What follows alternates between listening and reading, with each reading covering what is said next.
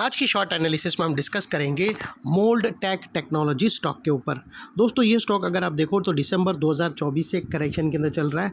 Overall अगर आप देखो तो स्टॉक ने एक क्वार्टर पूरा करेक्शन में बिता दिया और यहाँ पर भी दोनों तरह का करेक्शन हुआ, प्राइस वाइज टाइम वाइज दोनों।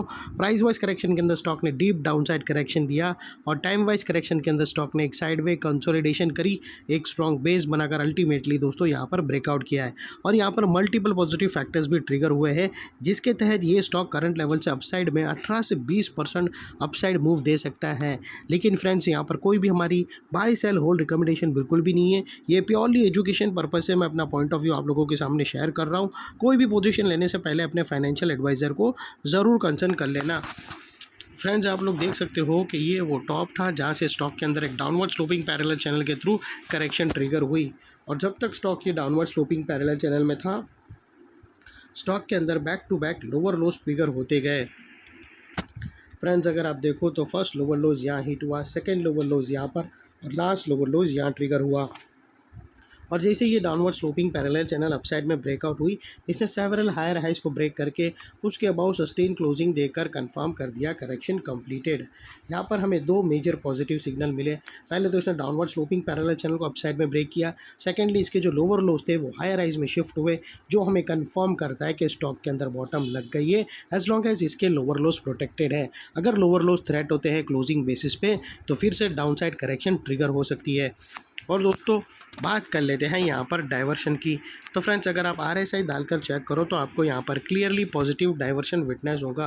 प्राइस एक्शन के जो लोअर लो स्विंग अगर आप देखो तो वो डाउन साइड की तरफ टिल्ट हुए हैं, वो RSI के अपसाइड में टिल्ट होकर यहाँ से हमें फर्स्ट ब्रेकआउट मिल रहा है जो एक अपसाइड मोमेंटम पंप कर सकता है स्टॉक के अंदर।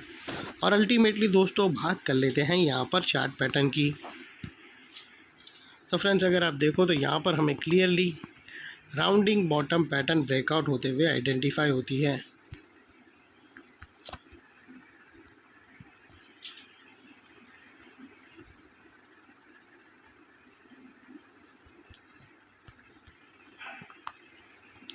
दोस्तों अगर आप देखो तो यहाँ पर हमें क्लियरली एक राउंडिंग बॉटम पैटर्न ब्रेकआउट होते हुए मिलती है, जिसके बाद स्टॉक के जो अपसाइड में टारगेट निकल कर आते हैं वो तकरीबन 190 का फर्स्ट टारगेट है, 180 का फर्स्ट टारगेट है दोस्तों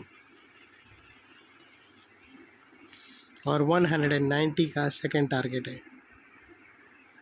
और दोस्तों यहाँ पर बीच में कुछ रेजिस्टेंस है जो ये स्टॉक फेस करेगा, जिसको हम ब्लू में कर देंगे। और क्योंकि दोस्तों ये टारगेट के बहुत ही करीब है तो आप as a profit booking level भी यूज़ कर सकते हो।